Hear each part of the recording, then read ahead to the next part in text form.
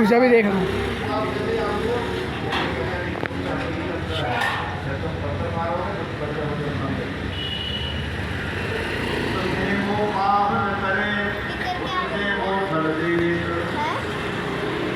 बच्चों का जीवन कितना है।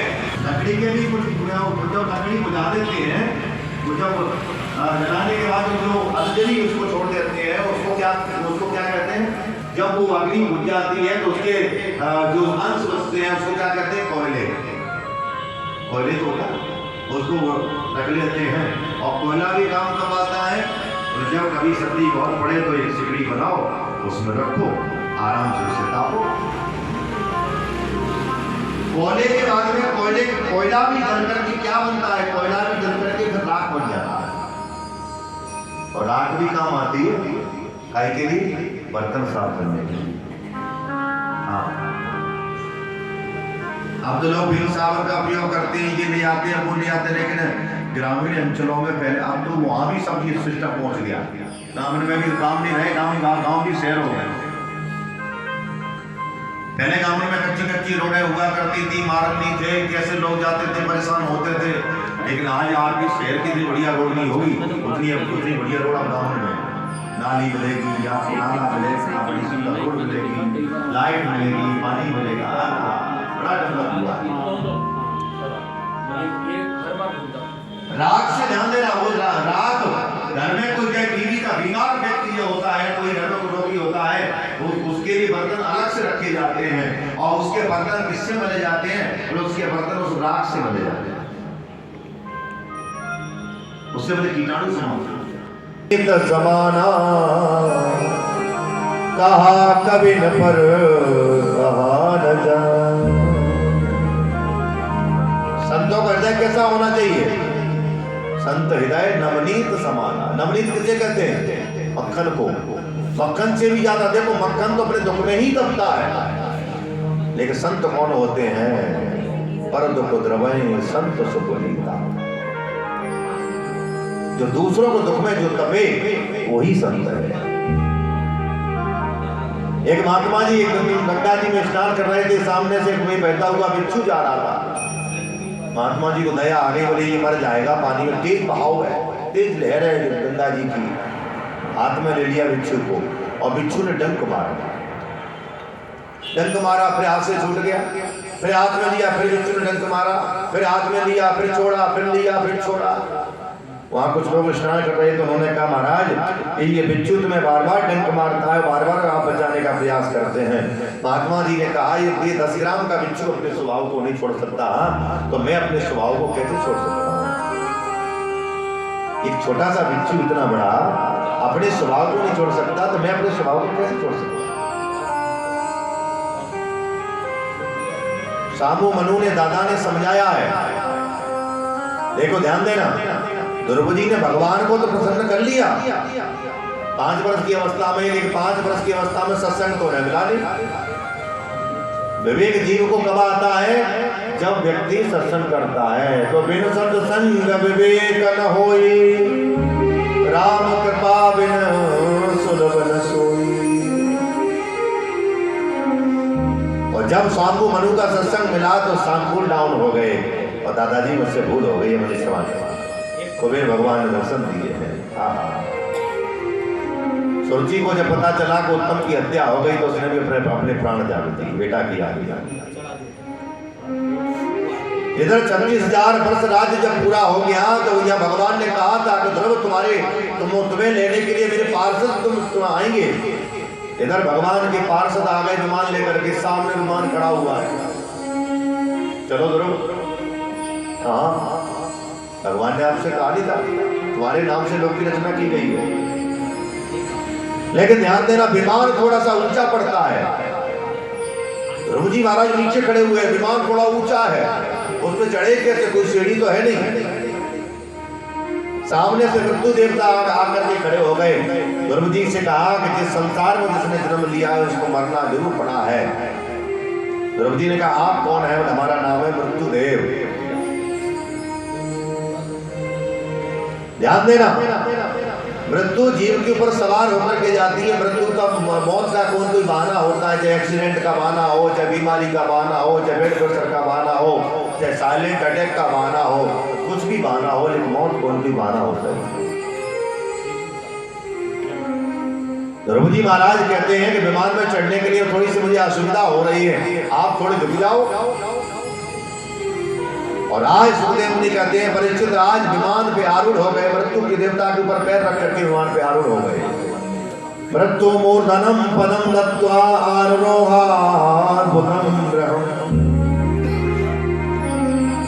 मृत्यु के ऊपर पैर रख करके विमान में आरूढ़ हो गए और कहा कहाँ लेके चल रहे हो, मुझे पहले मेरी माँ को लेकर के आओ, मेरी माँ घर में बैठी हुई है सुनीति। भगवान के पार्षदों ने कहा तुम्हारा जैसा भक्त जिस माँ को उधर से जन्म लेता है उस माँ का विमान पीछे नहीं रहता, भले उस माँ का विमान आगे रहता है। देखो तुम्हारे माँ का विमान सामने जा रहा है। तब ध्रुव जी महाराज प्रसन्न हो गए, कहा तो मुझे जहां लेके चलना चाहो वहां मैं चलने को तैयार हूं।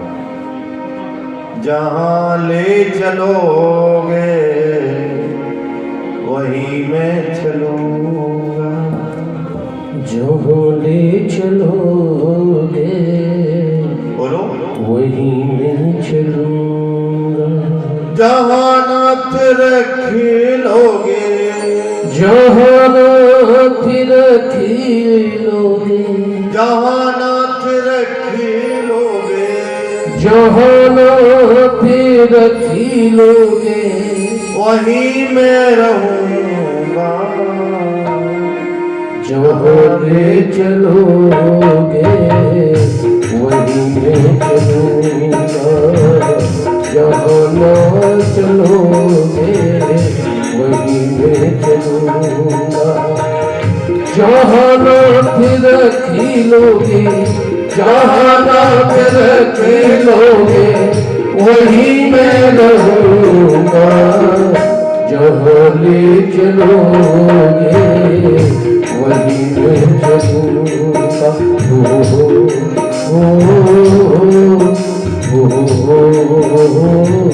दोनों हाथ उठाओ, ताली बजाओ। हे प्रभु मुझे जहाँ लेके चलना चाहो वहां मैं चलने के लिए तैयार हूँ।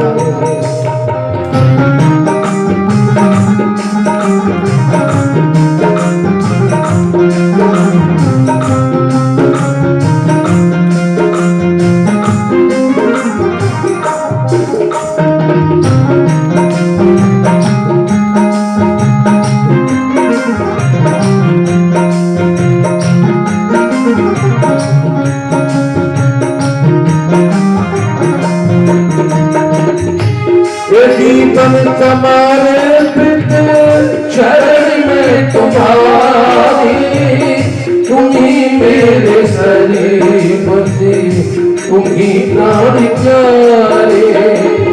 ये जीवन समर्पित शरण में तुम्हारी, तुम्ही मेरे शरीर बसे, तुम्ही प्राण प्यारे।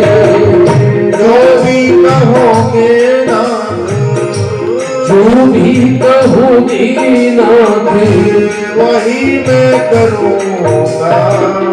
जहाँ ले चलोगे वहीं मैं चलूँगा, जहाँ ले चलोगे वहीं मैं चलूँगा। जहाँ नाथ रखिलोगे, जहाँ नाथ रखिलोगे वहीं मैं रहूँगा।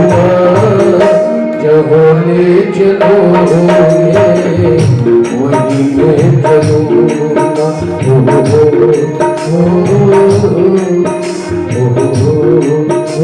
आप भगवान से प्रार्थना करो, ठाकुर जी आप मुझे जहाँ लेके चलना चाहो चलने को तैयार है।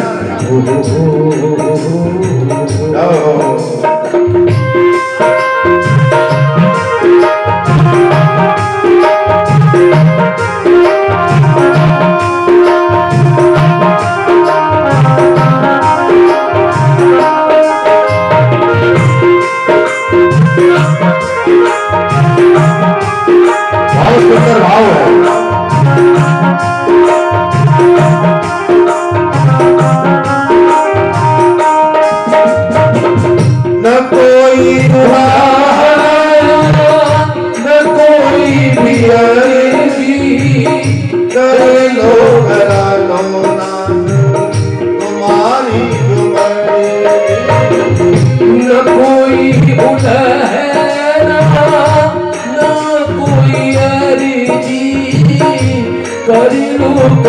लो ना तुम्हारी जो मर्जी, सहाओगे दुख सुख, सहाओगे दुखी सुखी उसी से सहूंगा, जहाँ ले चलोगे वहीं मैं चलूंगा, जहाँ ले चलोगे वहीं मैं चलूंगा, जहाँ रखे लोगे, जहाँ रखे लोगे वहीं मैं रहूंगा, जहाँ ले चलोगे वहीं मैं चलूंगा।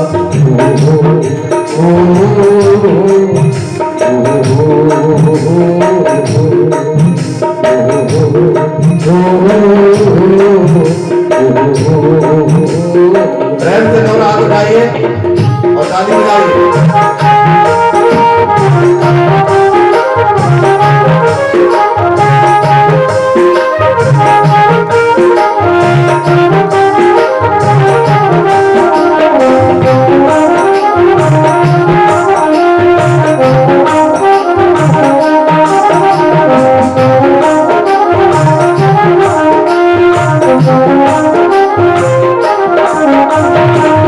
दयानाथ दया निधि मेरी अवस्था तेरे हाथ में मेरी सारी व्यवस्था।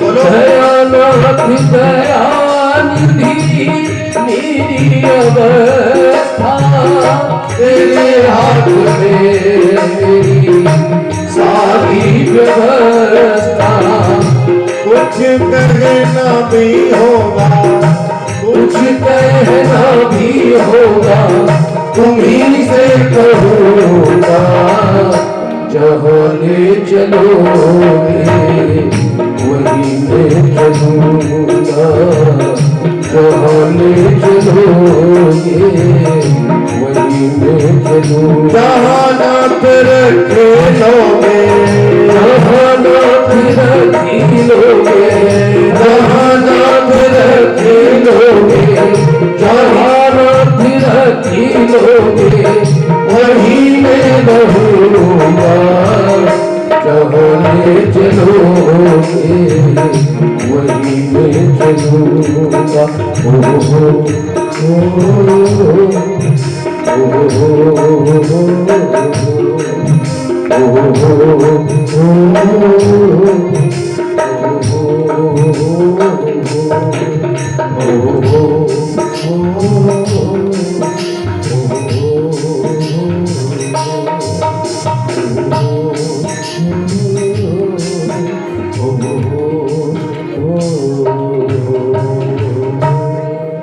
जहाँ ले चलोगे वहीं मैं चलूँगा। और कह रहा है भक्त भगवान से कहता है, जहाँ ले ले चलोगे बोलो वहीं मैं चलूँगा, जहाँ नाथ रखे लोगे। हे विष्णु जहाँ नाथ रखी लोगे, हे जहाँ नाथ रखे लोगे, जहाँ नाथ रखी लोगे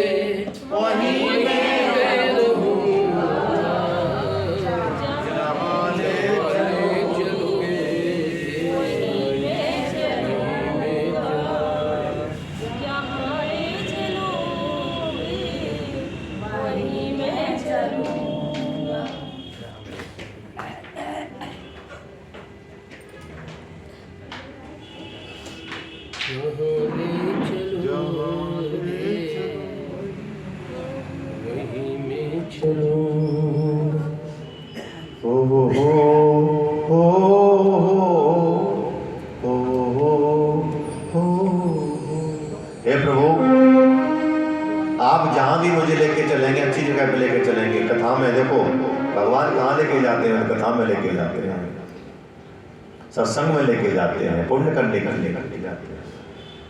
आज ठाकुर जी आपको अच्छी जगह पे लेकर के आए। कहाँ लेके आए? अपने मंदिर में, अपनी कथा में लेकर के आए। द्रौपदी महाराज विमान में आरूढ़ होकर के आज चले गए और जिनके नाम से लोक रचना की गई थी उस लोक का नाम है ध्रुव लोक। बड़ा सुंदर लोक है। इस ध्रुव लोक की सप्तर्षि लोग भी परिक्रमा देते हैं। शाम को पश्चिम में एक तारा निकलता है तो उस तारे को क्या बोलते हैं? ध्रुव तारा। ध्रुव तारा। ध्रुव सगलान जपेउ हरि नाउ, पायहु अचल अनुपम ठाउ। ध्रुव की कथा सुनने से भक्ति की प्राप्ति होती है। दरगाह ठाकुर जी के चरणों में प्रेम होता है कि ध्रुव सगलान जपेउ हरि नाउ, पायहु अचल अनुपम ठाउ। ध्रुव जी महाराज भक्ति के माध्यम से जब आप ध्रुव लोक पा सकते हैं तो क्या संसारी लोग कुछ नहीं पा सकते? क्योंकि तुलसी विलंबन कीजिए भजिए नाम सुजान, जगत मजूरी देत है क्यों राखे भगवान। संसार में भी जो भजन करते हैं तो उनका नाम होता है नहीं होता है? भजियो नाम सुजान। और ध्रुव जी महाराज की इन्हीं के वंश में आके चल करके अंग हुए हैं। बड़े प्रतापी राजा हैं। इन्हीं के वंश में एक बेटा ऐसा हुआ जिसका नाम है बैन। बड़ा दुराचारी पापी, जिसने संतों से कहा बोले कोई भी आपसे हवन पूजन नहीं करेगा। ब्राह्मणों से कहा बोले आज से तुम लोग हवन पूजन नहीं करोगे। ब्राह्मणों ने संतों ने कहा बोले हम किसका पूजन करें, किसका ध्यान करें। और संत लोग अगर इस पृथ्वी पर भजन नहीं करेंगे तो पृथ्वी तेजहीन हो जाएगी। ब्राह्मण लोग हवन नहीं करेंगे, वेद पाठ नहीं करेंगे तो पृथ्वी का तेज कम हो जाएगा। तो बहन ने कहा अगर आपको आहुति देनी है तो हमारे नाम से आहुति दो, बेनाए स्वाहा। संतों को क्रोध आ गया और संतों ने मिलकर के ऐसा मारण किया, ऐसा डांटा बहन को, और डांटते ही बहन की हत्या हो गई। बहन मर गया, इसका हार्ट फेल हो गया। संतों ने देखा मैंने तो इसको डांटा ही और डांटते ही तो मर गया। हाँ ये क्या हुआ? राधे राधे। तब संतों ने मिलकर के से बहन की भुजाओं का मंथन किया। एक काला पुरुष निकला, बोले ये कौन है? ये बहन का पाप है। फिर मंथन किया है तो दाई अंग से महाराज पृथु जी का प्राकट हुआ और बाई अंग से माता अर्ची का प्राकट हुआ। पृथु कौन है? भगवान के अवतारी हैं। अर्ची कौन है? साक्षात लक्ष्मी अर्ची के रूप में आकर के उन्होंने उनका प्राकट हुआ है। और पृथु जी महाराज की जय। ध्यान देना, बहन के पाप के कारण पृथ्वी ने अन्न देना बंद कर दिया, बादलों ने पानी बरसाना बंद कर दिया। लेकिन धन्य महाराज पृथु जिन्होंने अपने राज्य में प्रजा में आज खूब अपने भंडार खोल दिए। एक भंडार भी कब तक चलेंगे? जब भरने का कोई स्रोत नहीं होगा तो भंडार भी खाली हो जाएंगे, है ना?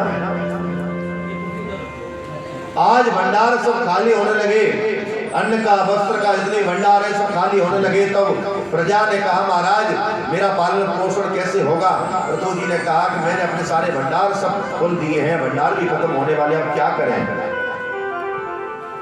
तब पृथु जी महाराज घोड़े पर बैठ करके पृथ्वी को मारने के लिए चले हैं और पृथ्वी माता आज गाय का रूप बना करके भाग खड़ी हुई। पृथ्वी माता कहते पृथु जी हमें हमको क्यों मारना चाहते, मुझको क्यों मारना चाहते हो? बोले तू तो अपना हे गौ माता तू तो अपना पेट भर लेती है, मेरी प्रजा भूखों मर रही है, खाने के लिए अन्न नहीं है। पृथ्वी ने कहा कर्मणा जायते जंतु कर्मणि बदलीयते सुखम दुखम भयम क्षेमम कर्मणि भाविपद्यते। आदमी को जो भी दुख सुख मिलता है वो कर्म के अनुसार ही उसको फल प्राप्त होता है। कि बोया पेड़ बबूल का तो आम कहां से होए, बोया पेड़ बबूल का तो आम कहां से होए। आप अपने बगीचे में बबूल के पेड़ लगाएंगे तो कांटे ही तो मिलेंगे, आम लगाएंगे तो आपको आम मिलेंगे, फल मिलेंगे। तुम्हारे पूर्वजों ने तो बहन ने इतना पाप किया है, इस पाप के कारण पृथ्वी कहती है हमने अन्न देना बंद कर दिया। एक काम करो महाराज प्रभु, एक काम करो, तुम यज्ञ करो। 100 यज्ञ करने का संकल्प लोग कहते हैं, जो 100 यज्ञ पूरा कर लेता है वो शतक्रतु यानी इंद्र बन जाता है। 100 यज्ञ करने का संकल्प लिया महाराज पृथु जी यज्ञ करने लगे, ब्राह्मण लोग आहुतियां दिलवाने लगे। कहते हैं कि यज्ञ जब पूरी होगी तो घोड़ा खोला जाएगा, और जो 100 यज्ञ पूरी कर लेता है वो कौन बन जाता है? वो शतक्रतु यानी इंद्र बन जाता है। और देवताओं में सबसे ज्यादा डरपोक देव कौन है? इंद्र जी। उन्हें डर लगता है कि अगर इस भक्त ने अगर 100 यज्ञ पूरी कर ली तो मुझे अपना सिंहासन खाली करना पड़ेगा, इंद्र ये बन जाएगा। 99 यज्ञ जब चल रही थी तो इंद्र आए, घोड़े को, जो घोड़ा बंधा हुआ था एक साला के बगल में, बोले जब 100 यज्ञ पूरी हो जाएंगी जिस घोड़े को खोला जाएगा और उसके बाद में पुनः आहुति होगी। इंद्र देवता आज घोड़े को चला करके चले गए। पता चला कि घोड़ा कहाँ है। पृथु जी ने कहा यही बंधा हुआ था। ब्राह्मणों से पूछा तुम बताओ, बोले हम तो आहुतियां दिलवा रहे थे। सेवकों से पूछा तुम लोग सुरक्षा में खड़े थे, घोड़ा कौन चुरा करके ले गए? महाराज मुझे नहीं पता, मैंने किसी को देखा ही नहीं। तो इंद्र तो भगवान है, देवता है, वो तो किसी न किसी रूप में आए, घोड़े को चुरा करके ले गए। लेकिन तब भी पृथु जी महाराज चलपटाने लगे, प्रभु अब मेरा यज्ञ संपन्न कैसे होगा? मेरा यज्ञ तो अधूरा रह गया, अब मैं क्या करूं? तब भी भगवान नारायण ने आकर के पृथु जी को दर्शन दिए। और नारायण भगवान की। पृथु जी से भगवान कहते हैं कि हे पृथु, हम तुम्हारी इस यज्ञ से प्रसन्न हुए, तुम चाहो तो हम तुम्हें इंद्र बना दें। पृथु जी ने कहा प्रभु ऐसा इंद्र बन करके क्या करें जो राजा होकर के चोरी करे? तो क्या बनना चाहते हो? कुछ तो बनना चाहते हो, कुछ वरदान मांगो। तब पृथु जी कहते हैं प्रभु मुझे अगर कोई वरदान देना चाहते हो तो एक वरदान दे दो। न कामयते नाथ तदापियं क्वचित् यत्र यस्मा चरणामुजासवः महन्ते मातर हृदयान्मुखच्युतो विदस्य करणायुतमे समे। मुझे कुछ देना चाहते हो तो भगवान मुझे 10,000 कान प्रदान करा दे। कितने? बोलो 10,000। चलो मानो हमने आपको 10,000 कान दे दिए, कान के ऊपर कान लगा दो, कान के ऊपर कान लगा दो, पूरे शरीर पे भी कान लगा दो, तब भी 10,000 कान नहीं लग पाएंगे। 10,000 बहुत होते हैं, कहने में तो लोग कहते थे 10,000, लेकिन 10,000 जो कहते हैं 10,000 की संख्या भी बहुत लंबी होती है। पृथु जी कहते हैं भगवान आपकी कथा सुन सुन करके 2 कानों से ये कान हमारे तृप्त नहीं होते, इसलिए मुझे 10,000 कानों की श्रवण शक्ति प्रदान करा दो। देखो भगवान से सोच समझ करके मांगना। भगवान से जब कुछ भी मांगो तो सोच समझ कर मांगो, ये नहीं कि जो मन में आए वही मांग लिया। एक बार 2 सज्जन एक भगवान के पास में पहुंचे और ठाकुर जी से प्रार्थना की, बोले महाराज मुझे अगला जीवन ऐसा देना, ऐसा देना, ऐसा देना कि लोग मुझे धन देते रहे, लोग मुझे पैसा देते रहे। और दूसरे ने प्रार्थना की कि गोविंद मुझे अगले जन्म में ऐसा बनाना कि मैं लोगों को देता रहूं, देता रहूं, देता रहूं। दोनों का जन्म हुआ, एक ही जगह पर आसपास जन्म हुआ, लेकिन जिसने जो कहा मुझे धन मिलता रहे, मिलता रहे, मिलता रहे, वो तो उस गांव का बना भिखारी। कौन बना? भिखारी। और जिसने ये कहा कि प्रभु मैं मुझे देने वाला बनाना, वो व्यक्ति उस गांव का, उस मोहल्ले का, उस शहर का बना सेठ। धन मिलता रहे और भगवान बोले ठीक है तो धन मिलता रहेगा, बोला हाँ 2-2 रुपए यहाँ दे दो, वहां चले जाओ, वहां चले जाओ। और देने के लिए तो बहुत कुछ देना पड़ेगा। दूसरे ने कहा था कि प्रभु मैं मुझे ऐसा बनाना कि मैं लोगों को देता ही रहूं, देता ही रहूं। भगवान ने कहा तो फिर तो तुझे बहुत बड़ा सेठ साहूकार बनाना पड़ेगा। इसलिए भगवान से जब भी कुछ मांगो तो सोच समझ करके मांगो। एक कोई सज्जन थे, वो भी गए भगवान के पास में, बोले प्रभु मेरी ऐसी नौकरी लगा दो कि मुझे कोई काम नहीं करना पड़े, लोग बैठे बैठे ही लोग हमें पैसा देते रहे। भगवान ने कहा ठीक है देते रहेंगे, चिंता मत कर। उसकी नौकरी लगा दी कॉम्प्लेक्स में जाकर के, कहाँ चलो शौचालय में, आराम से बैठे बैठे बस पैसा लेते रहना, तुझे और कुछ करने की जरूरत नहीं।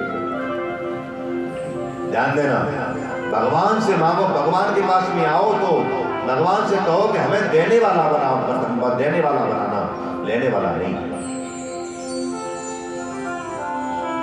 प्रभु जी कहते हैं प्रभु मुझे कुछ नहीं चाहिए, प्रभु मैं जब तक जीवित रहूं तब तक मैं दुनिया वालों के काम आता रहूं।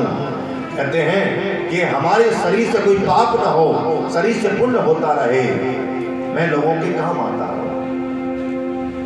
भगवान मेरा जीवन संसार के लिए हो, बोलो भगवान मेरा जीवन संसार के लिए हो, यह जिंदगी हो केवल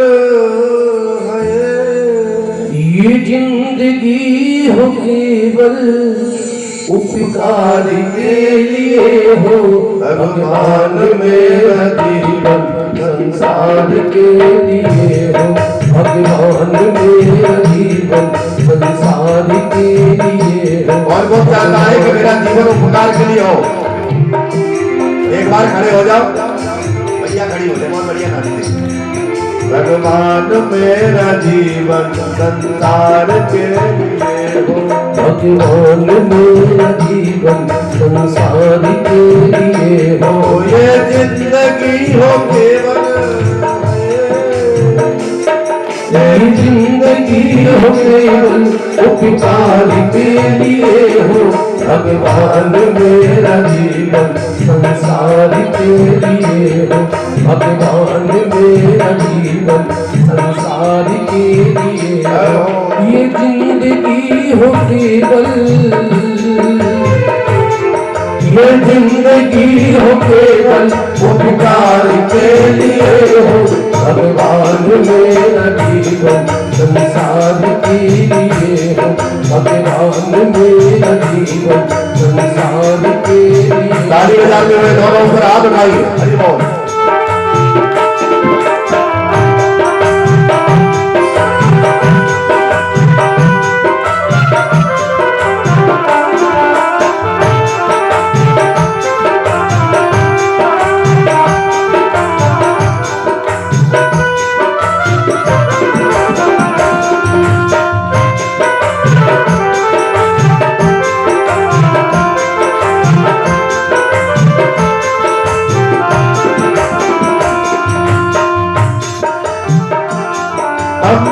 विवेक जागे हम धर्म को न भूले, हमें विवेक जागे हम धर्म को न भूले, हमें विवेक जागे हम धर्म को न भूले, हमें विवेक जागे हम धर्म को न भूले। चाहे हमारी गर्दन तलवार के लिए हो, चाहे हमारी गर्दन तलवार के लिए हो। भगवान मेरा जीवन संसार के लिए हो, भगवान मेरा जीवन संसार के लिए हो, ये जिंदगी हो केवल ये जिंदगी हो केवल उपकार के लिए हो। भगवान मेरा जीवन संसार के लिए हो, भगवान मेरा जीवन संसार के लिए।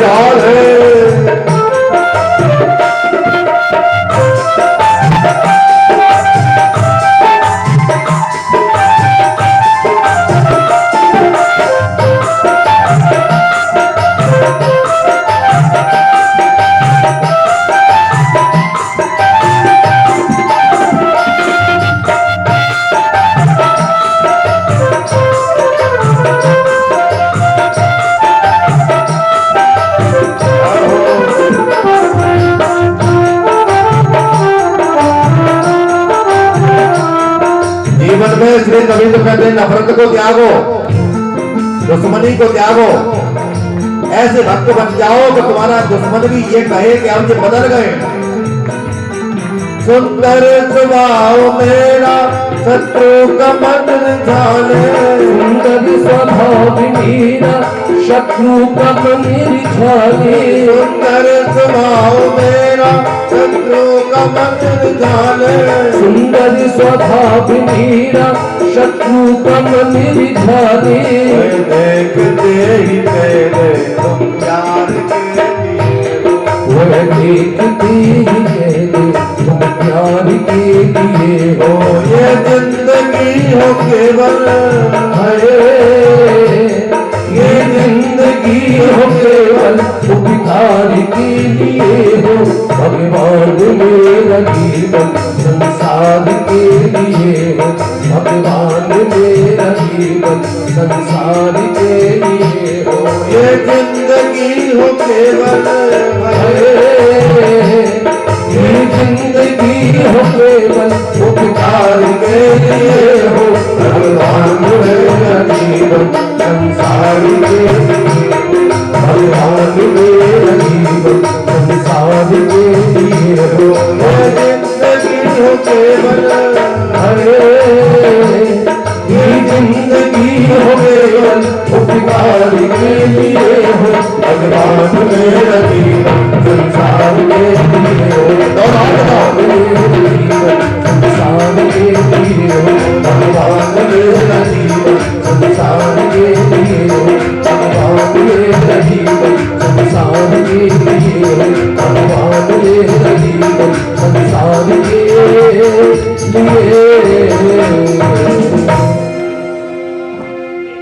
क्या बोलना पड़ेगा? राधे राधे राधे। भगवान मेरा जीवन संसार के लिए हो। भगवान मेरा जीवन संसार के लिए हो। ये जिंदगी हो केवल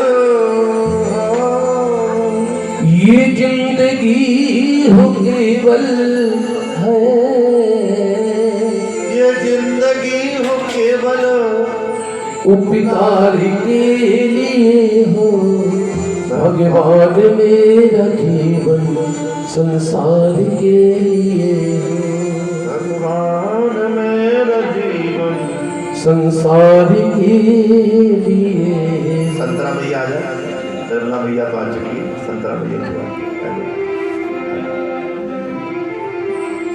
ऐसी माता है, माता निर्मला जी, माता संतरा जी श्रीनगर से पधारी हैं। एक बार इनका ताली बजाकर इनका स्वागत करें। आप भी आ जाए, आ जाओ, एक मिनट।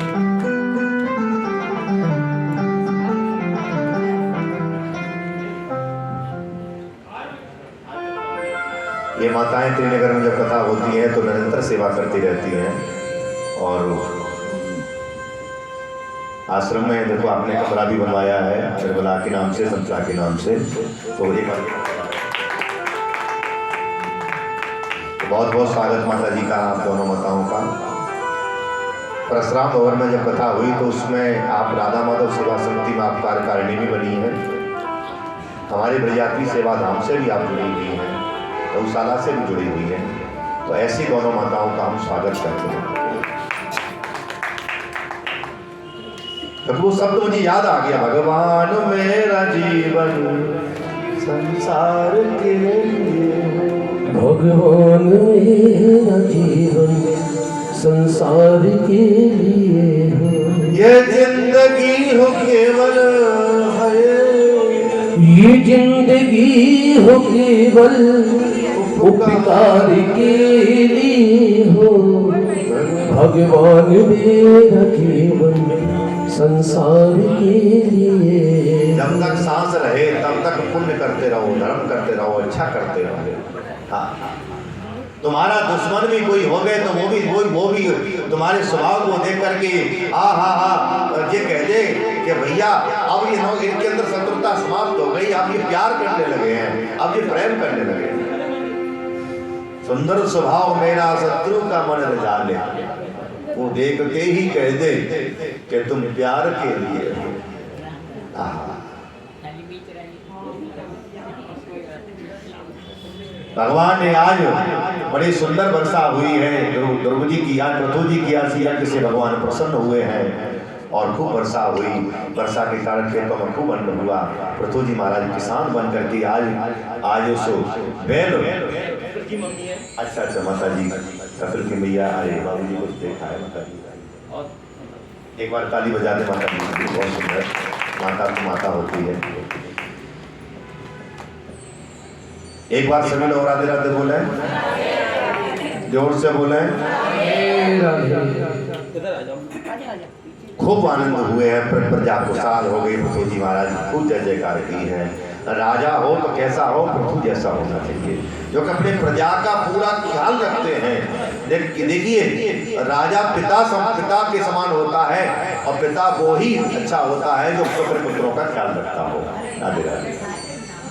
पुत्रवत राजा वही अच्छा होता है जो प्रजा का पुत्रवत उसका लालन पालन करे। इन्हीं के वंश में अंतर ध्यान आविर्दान प्राचीन वैदिक हुए हैं।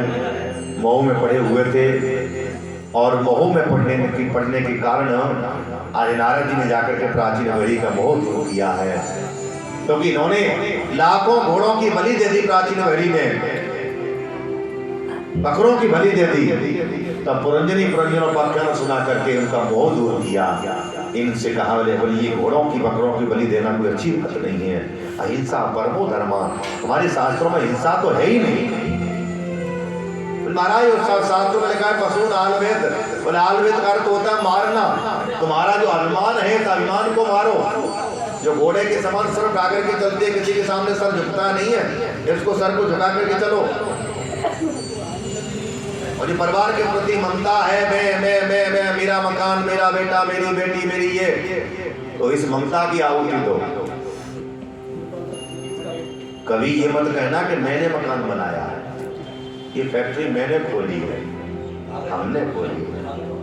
मैं अहंकार होता है और हम में अहंकार है। कोई भी काम करो, बोलिए ये गाड़ी आपने कब ली? अरे जी मैंने गाड़ी अप्रैल में ली थी। नहीं, हमने ये गाड़ी अप्रैल में ली थी, हमने ये मकान मई में लिया था, हमने ये दुकान अप्रैल में मार्च में ली थी। यहाँ मैं शब्द नहीं आना चाहिए, और मैं शब्द आते ही जीव के अंदर अभिमान आना चालू हो जाता है।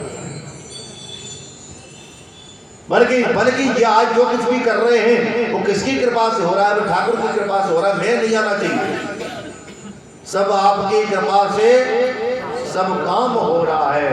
करते हो तुम कन्हैया, मेरा नाम हो रहा है। ये भाव होना चाहिए। मेरा कुछ नहीं है, ठाकुर जी का है सब कुछ। मेरा तो वैसे ही नाम हो रहा है। पुरंजन उपाख्यान सुना करके आज प्राचीन वैदिक का मोह दूर किया है नारद जी ने। यही चतुर्थ स्कंद का विराम।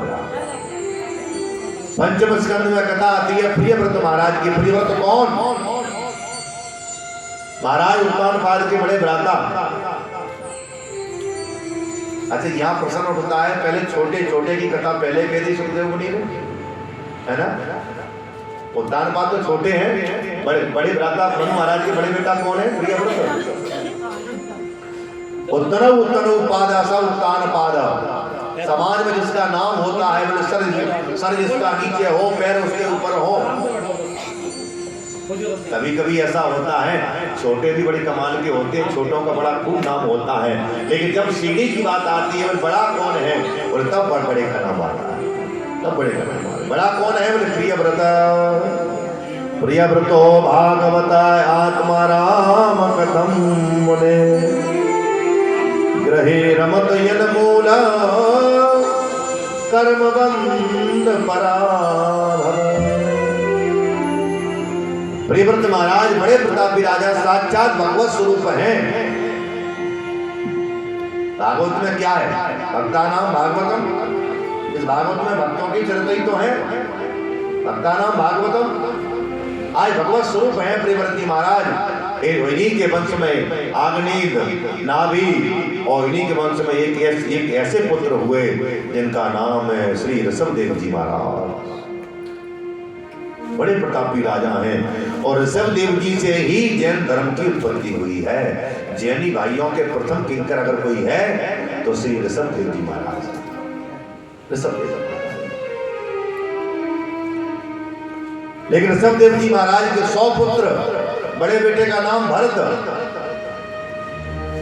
कहते हैं हमारी इस भूमि का पहले नाम हुआ करता था अजनाब वर्ष, लेकिन 3 भरत हुए, ज्ञान योगी, भक्ति योगी, कर्म योगी, शकुंतला नंदन, ऋषभ नंदन, केकई नंदन।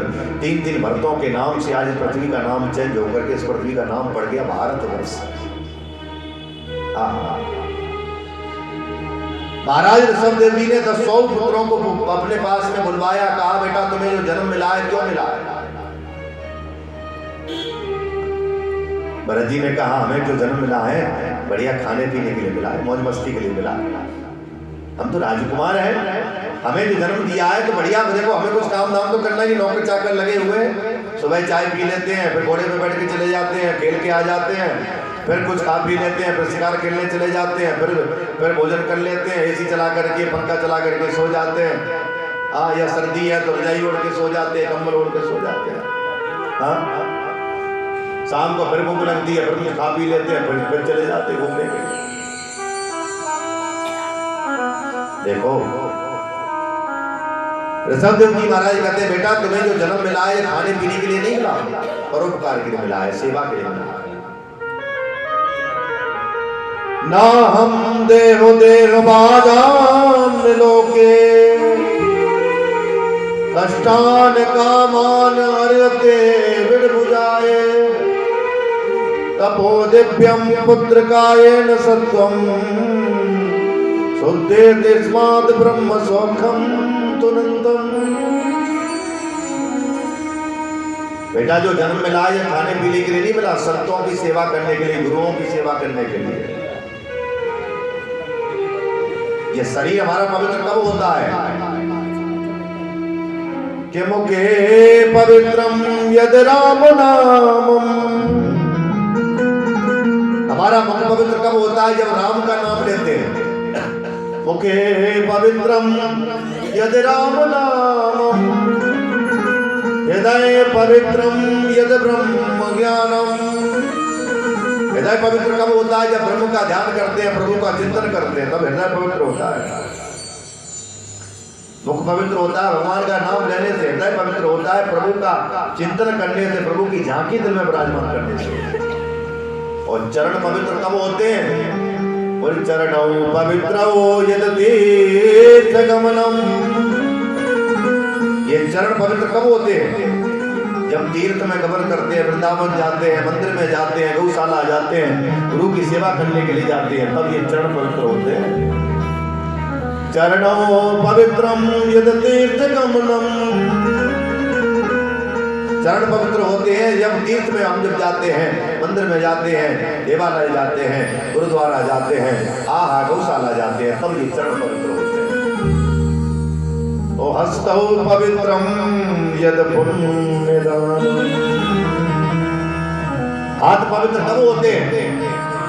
कि साबुन से धोने से हाथ पवित्र नहीं होते, कि ये तेल लगा लिया, क्रीम लगा ली, वैसलीन लगा ली, ये लगा लिए। हस्तौ पवित्रम यद पुण्यदान। हाथ पवित्र होते ही हाथों से दान करो, मंदिर में दान करो, प्रभु के चरणों में दान करो, कथा में दान करो, कहते हैं भंडारे में दान करो, इसमें दान करो। जैसे कथा आज हो रही है ना, आपको दान करना है तो कथा में दान करो। दैनिक यजमान बन करके पूजा कराना चाहो, दैनिक यजमान बन करके पूजा कराओ। आपको भंडारे के लिए कुछ सेवा देनी है तो भंडारे के लिए कुछ सेवा दो। आपको मंदिर के लिए कुछ देना है तो मंदिर के लिए सेवा दो। प्रसाद, अगर आपको प्रसाद बांटना है तो प्रसाद के लिए सेवा दो, तब तुम्हारा हाथ पवित्र होगा। और वैसे ही कहते सतम विहाय भूतभ्यम सहस्र स्नानमाचरेत लक्ष्यम परोपकाराय कोटि भक्ता हरि बरेत। 100 काम छोड़ करके भोजन करना चाहिए, 1000 काम छोड़ करके स्नान करना चाहिए, और 1,00,000 काम छोड़ करके परोपकार करना चाहिए, और करोड़ काम छोड़ करके भगवान का भजन करना चाहिए। कोटिम भक्त्वा हरिम भजे। संतों की सेवा से ही ये शरीर पवित्र होता है, गुरुओं की सेवा से ही शरीर पवित्र होता है। एक शिष्य की कथा आती है, गुरु जी की वो गुरु दीक्षा लेने के लिए गया किसी गुरु जी के पास में। आजकल लोग दीक्षा किससे लेते हैं? और जिसका बड़ा नाम होता है बोले चलो उनसे दीक्षा लेंगे, फिर बाद में कहते हैं हम किसके शिष्य हैं? फलाने महाराज जी के, उनका बड़ा नाम है। उनके पास में जाकर के देखो तो ऐसी शकल नहीं पहचानेंगे तुम कौन हो। है? गुरु उसको बनाओ जो तुम्हारे भाई भेष को पहचान सके।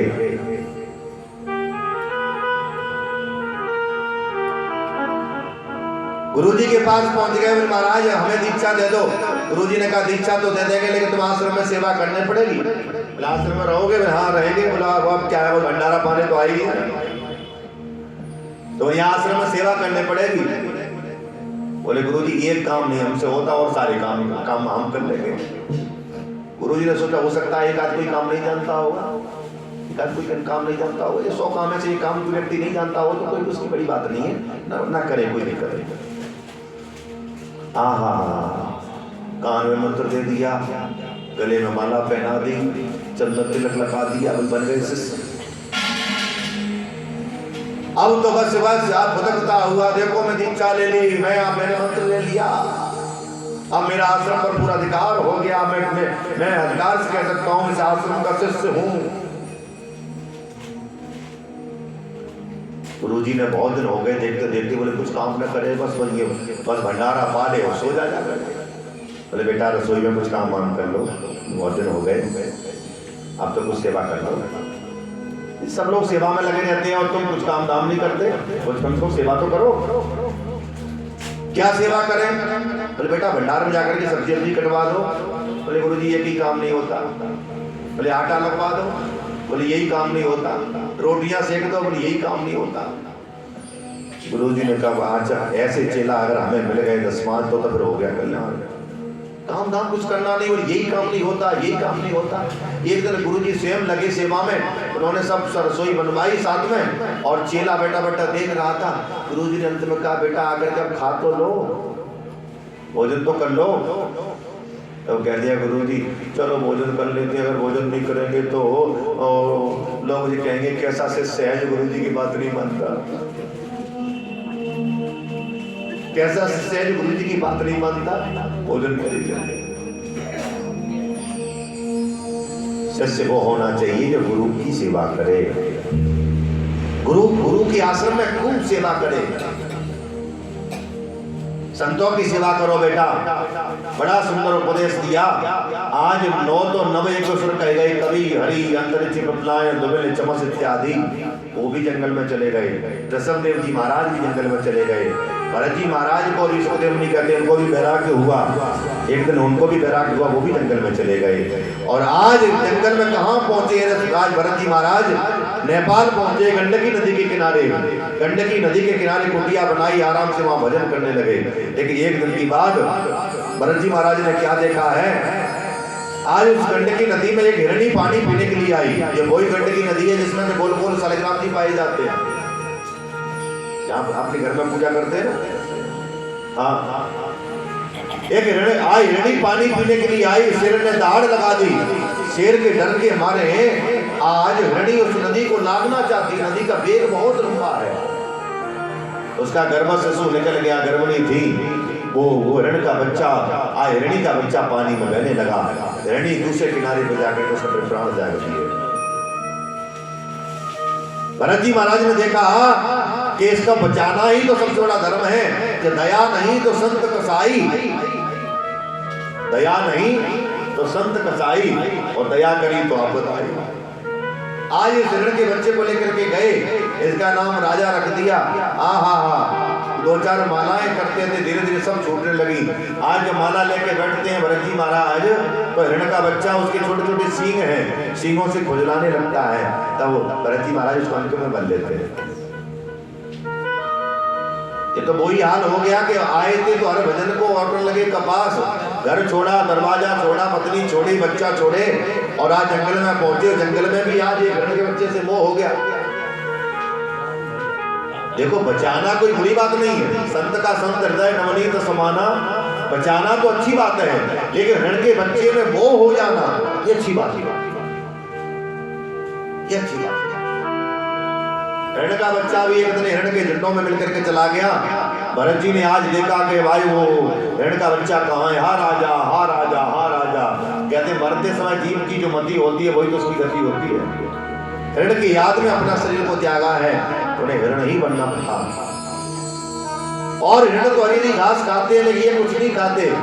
अपना पूर्व जन्म याद है, एक दिन जंगल में घर्षण हुआ, वृक्षों में आग लगी, जंगल में आग लगी, सारे हिरण भाग खड़े हुए लेकिन ये नहीं भागे।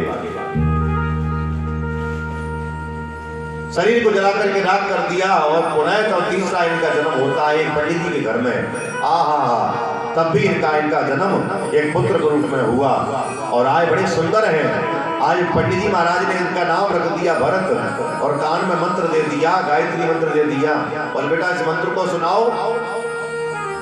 6 महीने निकल गए, छोटा सा गायत्री मंत्र नहीं सुना पाया तो पिताजी ने एक पीछे से जड़ और जोड़ दिया, ये तो जड़ भरत है, ये तो जड़ है। भरत नाम पहले ही था, जड़ और लगा दिया, नाम पड़ गया जड़ भरत। पिताजी माता पिता भी चल बसे, इनके और भी कई भाई हैं, उनके तो अच्छे अच्छे घरानों से इनके विवाह हुए, पढ़ी लिखी पत्नियां आई तो जी पढ़े लिखे थे, लेकिन जड़ भरत जी पढ़े लिखे न होने के कारण इनका कोई विवाह नहीं हुआ। आज ध्यान देना, इनको जब भूख लगती है तो खाने में, आज भाभियों से कहते हैं भाभी मुझे भूख लगी है, खाने को कुछ हो तो दे दो। ये भाभियां भी दुर्व्यवहार करती हैं। भाभियां खाने में क्या देती हैं, बासी रोटी दे देती हैं, छाछ दे देती हैं। बासी रोटी खा करके छाछ पी करके भी जड़ भरत जी मोटे ताजे। और इन भाइयों को देखो, इनकी पत्नियों को देखो, रोज बादाम का दूध पीते हैं, कहते हैं तो केसर वाला दूध पीते हैं, रोज रबड़ी खाते हैं, तब भी डेढ़ हड्डी के। क्योंकि तुलसी बिरबा बाग की सींचत ही मुरझाए, राम भरोसे जो रहे तो पर्वत पर हरियाए। तुलसी में पानी देने के बाद भी तुलसी सूख जाती है और पहाड़ों पर जो वृक्ष खड़े हैं वो हरे भरे हैं, उनमें पानी कोई देने जाता है? वो तो प्रभु के भरोसे हैं, वो तो ठाकुर के भरोसे हैं। जहां तक एक दिन जुंडी बाजरा रखाने के लिए आज खेत में भेज दिया कि जाओ कि चिड़ियों को भगाओ, और जड़ भरत जी चिड़ियों को भगाते नहीं, चिड़ियों को और बुलाते हुए राम जी की चिड़िया, राम जी को खेत, खाओ मेरी चिड़ियों भर भर पेट। आहा, भाइयों ने शाम को जाकर के देखा वो जड़ भरत आज वो खेत की रखवाली कर रहा होगा, वहां देखा वो रखवाली नहीं कर रहे, वो चिड़ियों को और बुला रहे। बोलिए तो पागल है, तो पागल है। देखो जब दुनिया वाले तुम्हें पागल कहना चालू कर दें, परमात्मा कहते हैं अब तुम मेरे अच्छे भक्त बने। दुनिया वालों के नजरों में जब तक आप समझदार होते हैं, पढ़े लिखे होते हैं, बहुत होशियार होते हैं, तब तो ठाकुर जी कहते हैं अभी तुम मेरे लायक नहीं हुए, अभी तुम मेरे नजरों में तुम पागल हो। और जब दुनिया वाले ये कह दें कि ये पागल हो चुका है, इससे कुछ काम मत कर, हाँ ये कुछ गड़बड़ कर देगा। पागल तो पत्थर भी मार सकता है। तब परमात्मा कहते हैं जब दुनिया वाले तुझे पागल कहना चालू कर दें, तब ठाकुर जी कहते हैं अब तू मेरा भक्त हुआ है, अब तू मेरे लायक। घर से निकाल दिया, एक भीलों के सरदार ने माता जगदम्बा की बलि देने का प्रयास किया, लेकिन माँ ने देखा कि इस भक्त का अपने वध हो गया तो ये भक्ति समाप्त हो जाएगी। और आज माँ जगदम्बा ने प्रकट होकर के आज भीलों के सरदार से तलवार छीन ली। और सच्चे दरबार की भद्रकाली मैया की भीलों का वध किया, भीलों का सरकार, भीलों का जो सरदार था उसका वध किया। उसके बाद माँ जगदम्बा ने, माँ भद्रकाली ने जड़ भरत जी को गोद में बैठा करके खूब दुलार किया, खूब प्यार। और सच्चे दरबार की पुत्रो जायते कुतुभी को माता नमवती। और माता जगदम्बा कहती है, माँ भद्रकाली कहती बेटा, कहते बेटा क्यों कपूत हो सकता है लेकिन माता को माता नहीं हो सकती। कुपुत्रो जायते कुतुभी, दुर्गा सप्तशती को माता, बेटा कपूत हो सकता है लेकिन माता को माता नहीं हो सकती। जड़भरत जी ने देखा अब भगवान का भजन करने के लिए मुझे तो रोक नहीं सकता, तो दुनिया वाले तो मुझे पागल करते हैं, आप भगवान का भजन करेंगे, आप किसी बात का कोई टेंशन नहीं है। और आराम से एकांत में बैठ करके प्रभु के भजन में संलग्न हो गए, तल्लीन हो गए।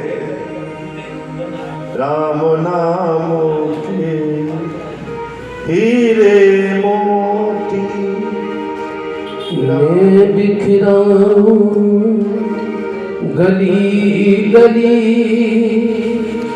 राम नाम के हीरे मोती मैं बिखराऊं गली गली।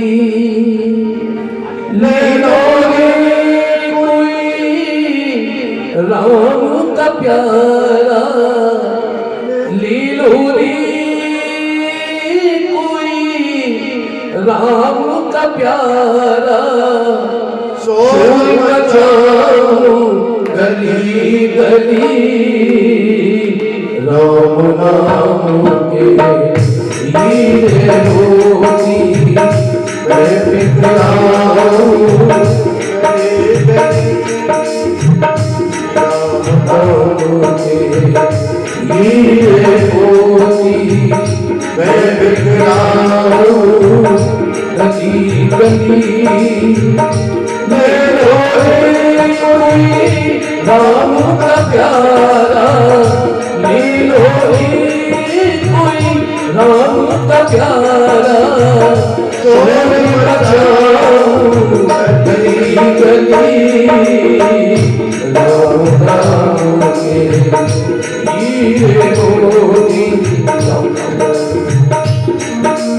राम सिया राम सिया राम सिया राम, राम सिया राम सिया राम सिया राम, राम सिया राम सिया राम सिया राम, राम सिया राम सिया राम सिया राम।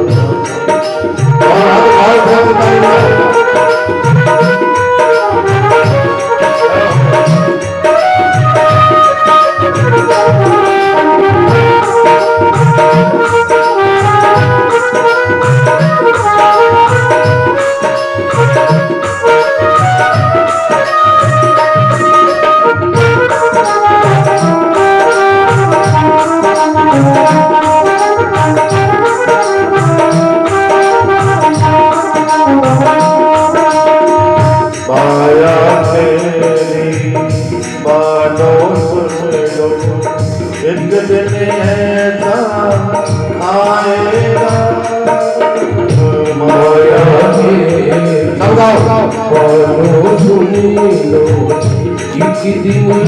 ऐसा आएगा, धन दौलत और मालक और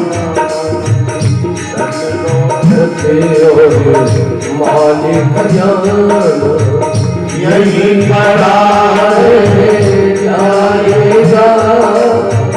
धन दौलत और मालिक जान यही खड़ा रह जाएगा। सुंदरता मेरी होगी, सुंदरता मिट्टी होगी, चर्चा होगी गली गली। राम नाम के हीरे मोती मैं बिखराऊं गली गली। ले लो कोई राम का प्यारा, ले लो कोई राम का प्यारा, शोर मचाऊं गली गली। राम नाम के हीरे मोती। राम सिया राम सिया राम सिया राम, राम सिया राम सिया राम सिया राम, राम सिया राम सिया राम सिया राम, राम सिया राम सिया राम सिया राम। अच्छा, यहाँ राम का भक्त कौन है? यहाँ तो राम दरबार भी है, तो एक बार खड़े होकर के राम जी के लिए नाच दो।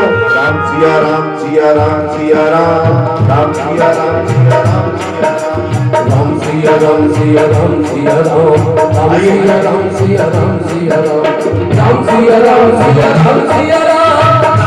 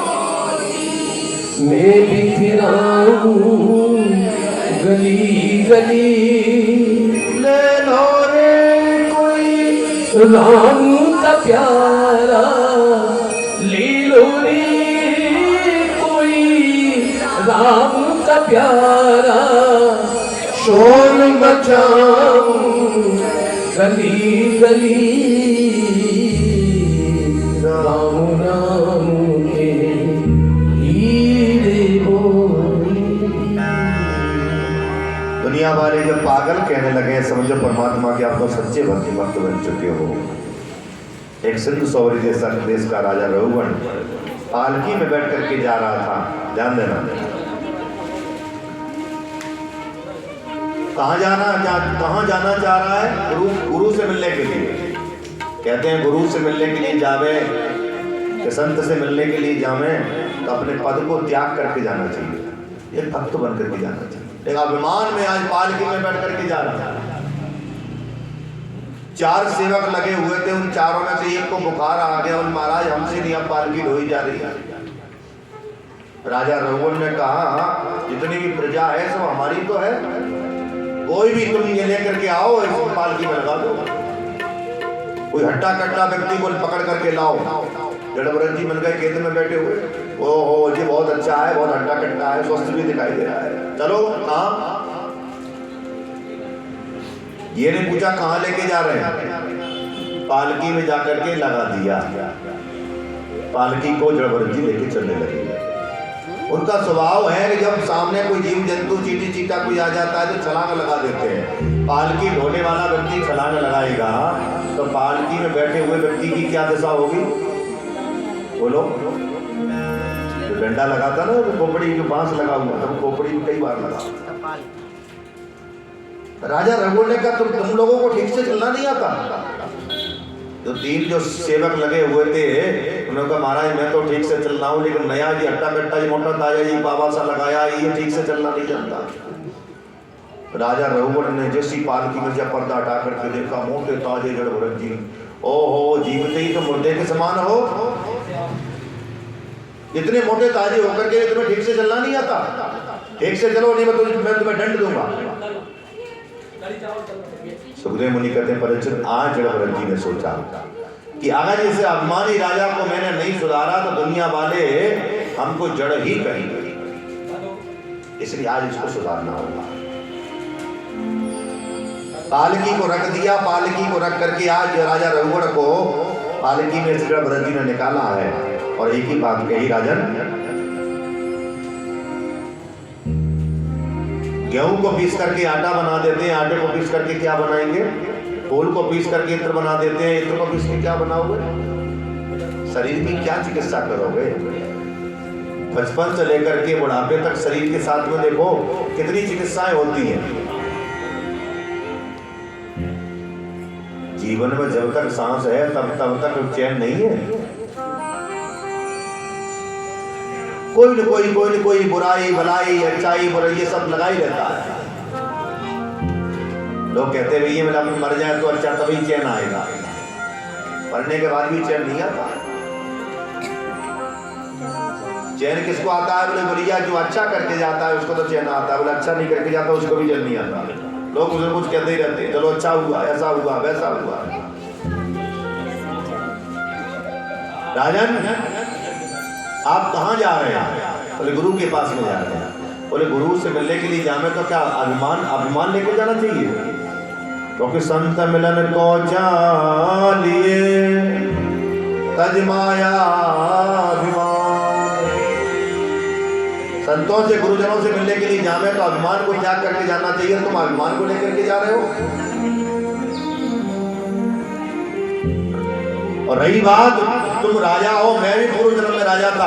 अहम पुरा भरतो नाम राजा विमुक्त दृष्टा श्रुत संग बंधा आराधनम भगवती हमानो मृगो भवम मृगे संगातितार्थ। मुझे भी 3 जन्म की बात याद है कि पहले मैं राजा था, मेरा नाम भरत था, फिर मैं हिरण बना, उसके बाद में आज भी मेरा नाम भरत रखा गया है। मुझे 3 जन्म की बात अपनी याद है। देखो जब राजा रघुवर ने ये देखा कि ये मोटा ताजा इतना, देखो देखने में तो ये कोई साधारण व्यक्ति दिखाई देते हैं। महाराज आप कौन हैं? पाराशर हैं, वशिष्ठ हैं कि भगवान कपिल तो नहीं आपके वेश में आ गए हो? कस्तम निगूढ़श्चरसी दुजानाम विवर्ष सूत्रम कतमो वधूता। राजा रघुवर को जड़ भरत जी का यज्ञोपवीत दिखाई दिया, जनेऊ चोटी दिखाई दी। बोले महाराज आप ब्राह्मण जान पड़ते हैं, मुझे क्षमा कर देना। मुझे भगवान शंकर के त्रिशूल से मुझे डर नहीं लगता, भगवान विष्णु के चक्र से मुझे डर नहीं लगता, इंद्र के वज्र से मुझे डर नहीं लगता। तो डर किससे लगता है? बोले विप्र दो पातक सो गई। जो इंद्र कर मारा न मरही, जो इंद्र के वज्र से भी व्यक्ति बच जाता है। जो इंद्र कर मारा न मरही विप्र दो पातक सो गई। ब्राह्मण की वाणी से कोई बच नहीं सकता। तभी तो कहते हैं ब्राह्मण की जब भी लेना तो ब्राह्मण की दुआ लेना, ब्राह्मण की कभी भी बददुआ मत लेना। ब्राह्मण की दुआ बहुत काम आती। जो काम दवा से नहीं होता वो काम दुआ से होता है। जो काम दवा से नहीं होता वो काम दुआ से होता है। तभी तो कहते महाराज जी दुआ दो, दुआ दो, आशीर्वाद दो, आशीर्वाद दो। इसलिए मैं सबसे प्रार्थना करता हूँ, कथा के माध्यम से वो प्रार्थना करूँ आपसे कि कभी ब्राह्मणों का कभी तिरस्कार मत करना, कभी ब्राह्मण की बुराई निंदा चुगली मत करना। ब्राह्मण का लेना तो सदा सदा सदा आशीर्वाद लेना, ब्राह्मण की कभी बद्दुआ मत लेना। ब्राह्मण वैसे किसी को बद्दुआ देता नहीं है, लेकिन उसके कष्ट उसको ठेस पहुंचाई जाए, उसको कष्ट पहुंचाई जाए तो भैया वो बद्दुआ से कम भी नहीं है।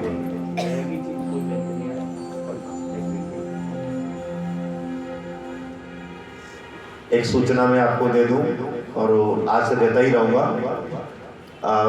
आज तो जो कुछ वही है, आप सोना चांदी आज संभाल के रखना। कल से मंदिर में कोई भी आप लोग आवे तो महंगी चीज कोई पहन करके नहीं आवे। सोने की चैन है, कोई और महंगा मोबाइल है, पर्स इत्यादि, पर्स लेके आओ। तो पर्स लाएंगे थोड़ा बहुत ठाकुर जी, तभी तो उसमें कुछ बनी राम दाम उधर बैठे रहे, दाम करें तो पर्स नहीं लाओगे तो हमारा नुकसान हो जाएगा। ऐसा क्यों बाबू जी करते बच्चे के साथ? तो पर्स लाओ, लेकिन ज्यादा बड़ा मत लाओ, उतना ही लाओ क्योंकि यहाँ चढ़ा करके अपने घर चले जाओ। ठीक है, एक बार राधे राधे बोलो, जोर से बोलो। पिछली बार भी मैया की कथा में चैन कट गई थी, हमें पता लगा, क्योंकि ऐसे हादसे हो जाते हैं। देखिए देखो, उसमें भगवान का कोई दोष नहीं है भाई, चोर भी तो भगवान का भक्त होता है, वो भी तो आरती पूजा करके आता होगा। तो इसलिए आप ऐसा कोई मौका मत दो जो कि ऐसा हो।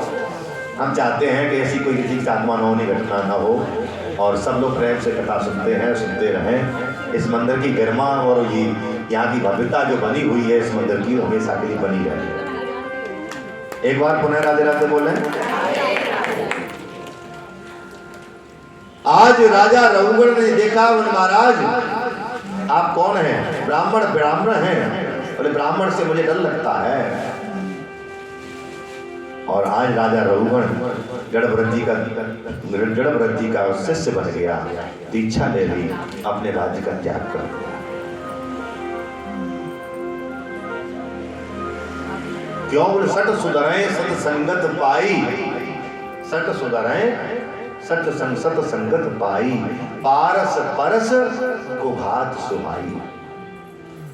सट जो लोग होते हैं वो संगति पाकर के सुधर जाते हैं। पारस परस को घात सुहाई, एक पारसमणि होती है ना, पारसमणि की बड़ी विशेषता है।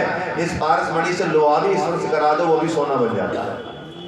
पारस परस को घात सुहाई, सोना बन जाता है। ऐसे ही जो मूढ़मति होती है लोहे के समान है। जब किसी संत का ज्ञान मिल जाता है, संत का सम्मान, सतगुरु की कृपा जब हो जाती है, फिर वो जीव पारसमणि के समान वो पवित्र हो जाता है, वो ज्ञानवान हो जाता है। इसी पंचम स्कंद में भूगोल का वर्णन है और 9 ग्रहों का वर्णन है। सूर्य, चंद्रमा, बुध, बृहस्पति, शुक्र, शनि, राहु, केतु। इन 9 ग्रहों में से सबसे ज्यादा कोई खतरनाक है तो वो कौन से हैं? बोलो। शनि भगवान। सामने ही मंदिर है नवग्रहों का, है ना। देखो शनि की कुदृष्टि बेकार होती है, शनि की दृष्टि बहुत अच्छी होती है। ये मत सोचना कि शनि खराब होते हैं। शनि की कुदृष्टि जब कुंडली में 7.5 जब आती है तो बोले कहते हैं क्या करें, मेरा 7.5 हो रही है, जाता हुआ शनि बहुत अच्छा होता है। एक सज्जन बड़े परेशान पंडित जी के पास में पहुंचे, भैया बुरा मत मानना, एक चीज कहें, इस चीज को सुनकर के ब्राह्मण लोग भी नाराज हो जाते हैं। बोले भैया 2 लोगों से सावधान रहना, एक ज्योतिषी से, एक तांत्रिक से। हाँ, एक ज्योतिषी से सावधान रहना, एक तांत्रिक, कोई तांत्रिक थी। 2 लोगों को अगर अपने घर में प्रवेश करा दिया तो भैया कुछ न कुछ आपको समस्या आपकी बनी ही रहेगी। बोलो राधे राधे। एक सज्जन पहुंचे पंडित जी के पास में, महाराज पुत्री देखो कुछ ग्रह कुछ ठीक नहीं चल रहे। पंडित जी महाराज ने देखा वो तुम्हारा शनि कमजोर है, आप एक जाप करा लो। किसका? बोले शनि जी का। कितना खर्चा आएगा? बोले 50,000 रुपये। महाराज इतना नहीं कर सकते। बोले 30? बोले 30,000 भी नहीं कर सकते। बोले 20,000? 20 भी नहीं कर सकते। बोले 10, वो 10 भी नहीं कर सकते। बोले 5,000 तो खर्च कर लोगे हनुमान जी। महाराज 5,000 रुपये गरीब आदमी। बोले 1,000 रुपये खर्च कर लोगे? नहीं महाराज 1,000 भी नहीं कर सकते। तो बोले 500? बोले 500 भी नहीं खर्च कर सकते। पंडित जी ने कहा तेरा शनि कुछ नहीं बिगाड़ सकता, तेरा शनि कुछ नहीं बिगाड़ सकता। पास ना मनी तो कहाँ बिगाड़े वो शनि, नहीं बिगाड़ सकता। बेटा भाग जाते तेरे गिरह सुधर गए, ले कुंडली पकड़। तो कहते हैं शनि की 7.5 आवे तो कुछ नहीं।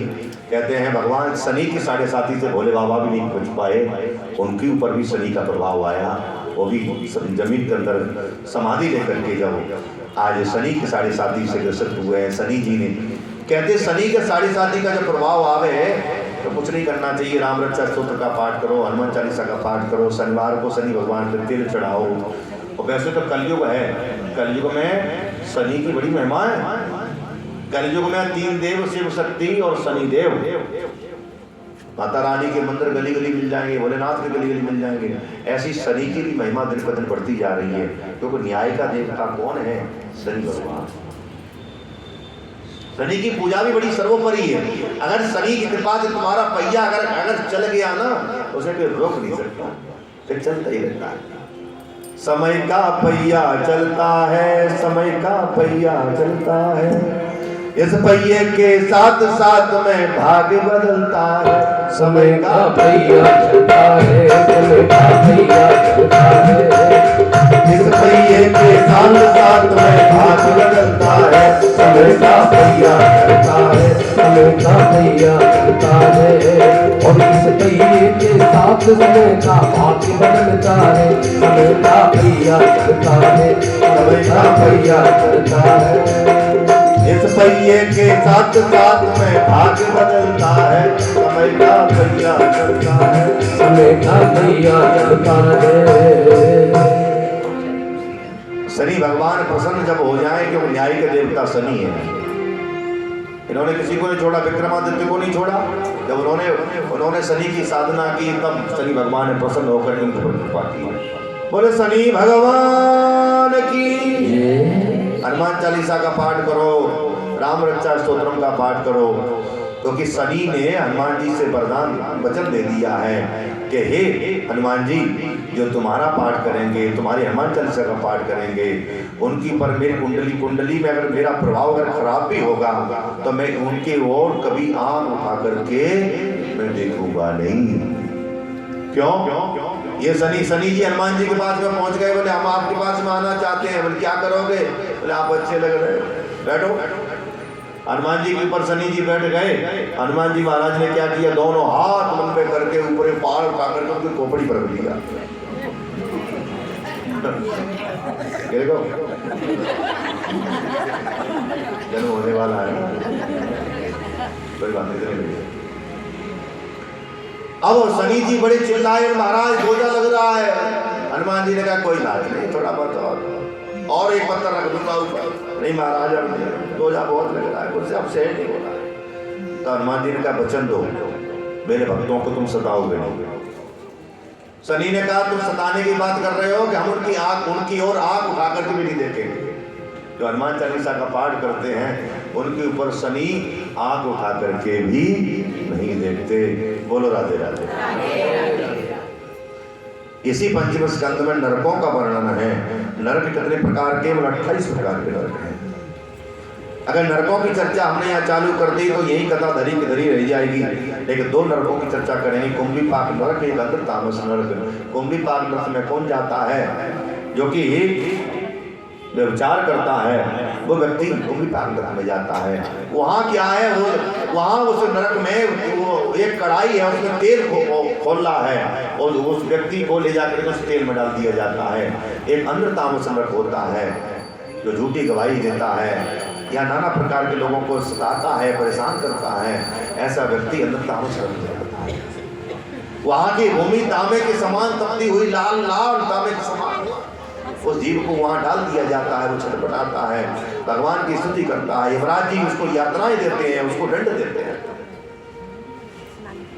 जीवन में कोई पाप बन गया हो तो उसका प्रायश्चित कर लेना चाहिए। लेकिन ये नहीं पाप होने के बाद में फिर प्रायश्चित कर लिया, पाप होने के बाद फिर प्रायश्चित कर लिया, फिर पाप कर लिया, फिर प्रायश्चित कर लिया, फिर तो भैया वो हाथी के स्नान के बराबर है। हाथी स्नान करता है ना, स्नान करके बाहर निकल के आता है ना, और धूल को मिट्टी को लेकर के पूरा फिर उधेल लेता है, फिर गंदा हो जाता है, फिर तो वो हाथी के स्नान के बराबर। इसलिए यहाँ जितने लोग कथा सुन रहे हैं इनमें से कोई नरक में नहीं जाएगा। क्यों? जो ये 4-4, 5-5 घंटे कथा सुनते हैं वो फिर नरक में नहीं जाते, वो भगवान के धाम को जाते हैं। गोस्वामी तुलसीदास जी के भाव में सुनो। एक घड़ी आदि घड़ी, आदि में पुण्या, घड़ी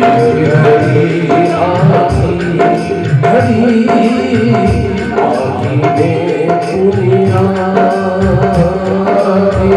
तुलसी संगत साथी, हरि को के अपराध, तुलसिया हरि को के अपराध, ओ तुलसी संगत साथी, हरि को के अपराध, तुलसिया हरि को के अपराध।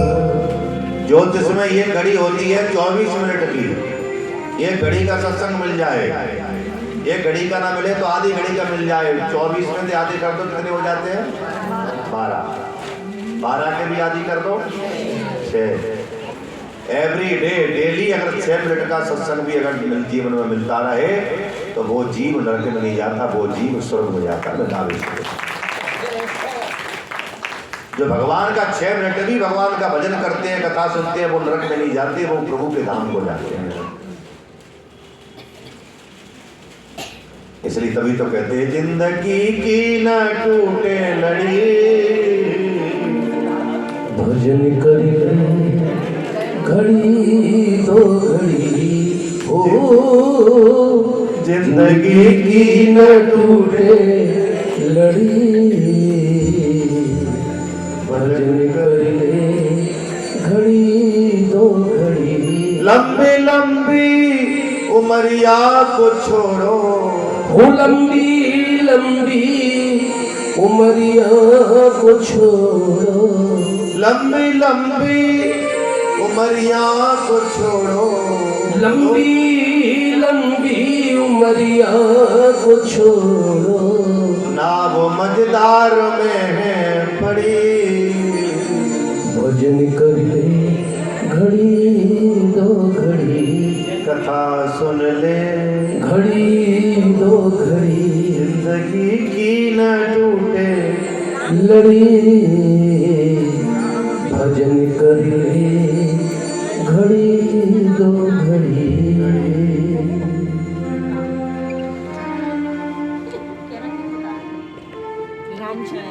परीक्षित जी कहते हैं महाराज नरक इतने भयानक होते हैं, ऐसा कौन जीव है जिससे, ऐसा कौन मनुष्य है, ऐसा कौन जीव है जिससे पाप नहीं होता हो।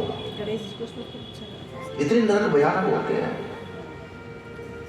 नरकों की गति के लिए, नरकों के छुटकारे के लिए आज अजामिल की कथा का संकीर्तन किया है। सुखदेव बोलिए। कान कुब्जे दुजा कसित दासी पते रजामला, नामना नष्ट सदाचारो दास्या संसर्ग दूषित। उत्तर प्रदेश में एक शहर है जिस शहर का नाम है कन्नौज। क्या नाम है? कन्नौज। उस कन्नौज में तो इत्र जो कहां से आता है? कन्नौज से तो आता है। कन्नौज में पंडित जी रहते हैं, इनका नाम अग्निहोत्री। जैसे अग्निहोत्री ब्राह्मण भी होते हैं। हाँ,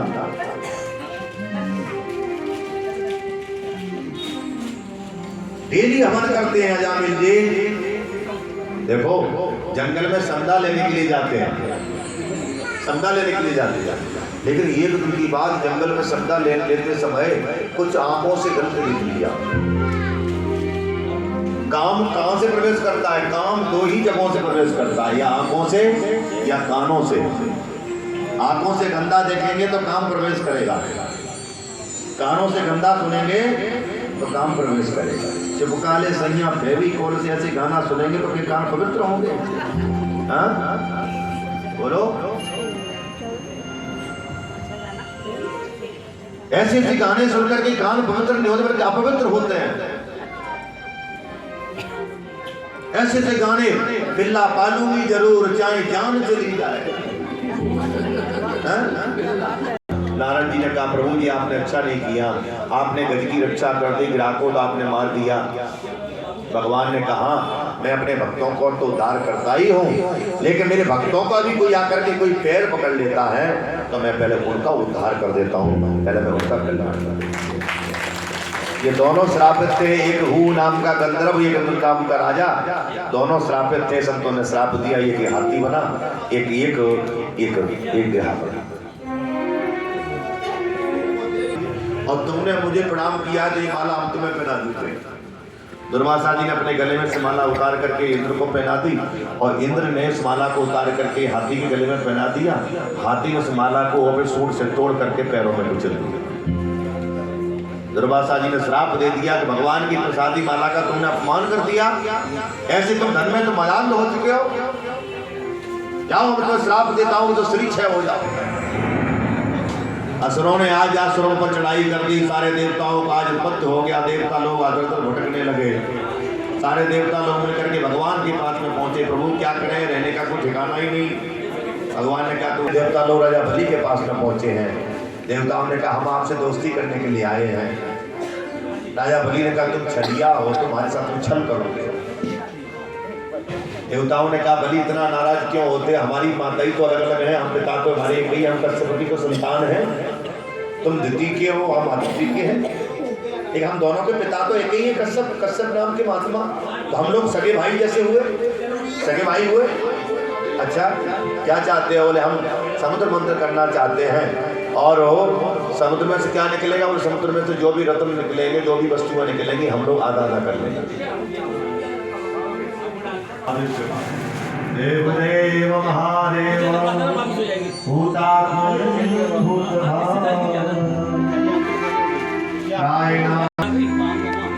भगवान शंकर से देवताओं ने कहा और तुम्हारा ही देव है, लेकिन देवों के देव तुम्हारा तुमको लोग महादेव कहते हैं। भगवान से महादेव देवों का भी देव। एक बार खोल के अभी तो देखा था, नहीं देखा ना, क्या चाहते हो? भगवान शंकर ने कहा देवताओं क्या चाहते हो, क्या हमसे आए? भगवान शंकर ने ये नहीं कहा कि जिसको अवैध पिलाने के लिए आ गए तो साथ में ली, ये तो बाहर करने के लिए हुए और मैं ले नहीं आऊँ।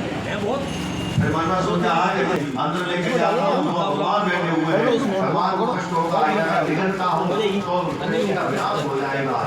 भगवान शंकर ने आज इसको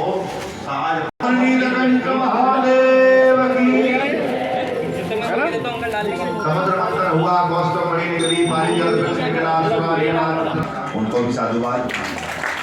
दैनिक यजमान बनना है तो संपर्क कर लें, मंदिर के लिए कुछ सहयोग देना है तो बाबू जी संपर्क कर लें, समिति से संपर्क कर लें, और जो कुछ भी भंडारे के लिए जो कुछ देना है तो आप दे सकते हैं, संकोच न करें।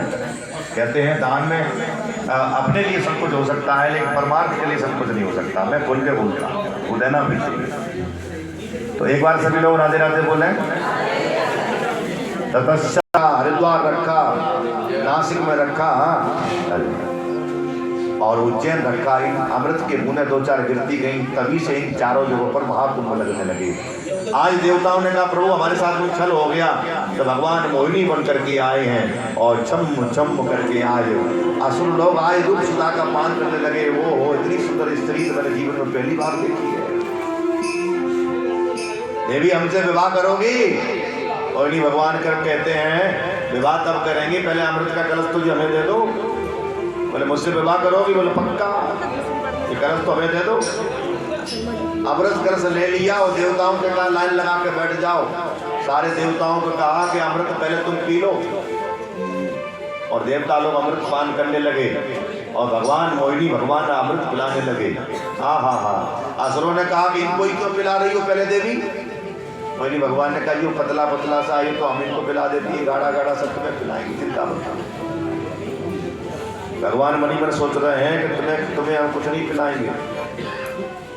अंत में सुरमानु नाम का असुर ने सोचा कि कुछ छल है, सूर्य चंद्रमा के बीच में आकर के बैठ गया, उसने भी अमृत पान कर लिया। सूर्य चंद्रमा ने इशारा कर दिया, महाराज ये तो राहु है।